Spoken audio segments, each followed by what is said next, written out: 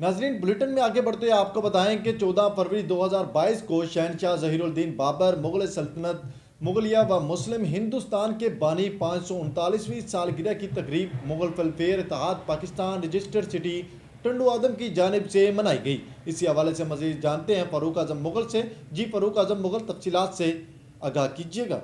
शहनशाह ज़हीरुद्दीन बाबर मुग़ल सल्तनत मुगलिया व मुस्लिम हिंदुस्तान के बानी की 539वीं सालगिरह की तकरीब Mughal welfare Ittehad Pakistan registered city Tando Adam की जानिब से मनाई गई, जिसमें हाजी मोहम्मद यामीन मुग़ल चेयरमैन मुग़ल वेलफेयर इत्तेहाद पाकिस्तान और साबका ज़िले सदर सांगड़ सरदार मोहम्मद यासीन मुग़ल ने ख़ुसूसी शिरकत की। इस तकरीब में सिटी सदर मोहम्मद रमज़ान मुग़ल, नायब सदर मोहम्मद असलम मुग़ल, नायब सदर Farooq Azam Mughal, general secretary Sarwar Mughal, information secretary Javed Mughal, member Nisar Mughal, Naveed Mughal, Sohail Mughal, Sajid Mughal, Shan Mughal, Mohammad Ramzan Mughal, M Yasin Mughal, Mohammad Saleem Mughal और बहुत से दीगर साथियों ने शिरकत की।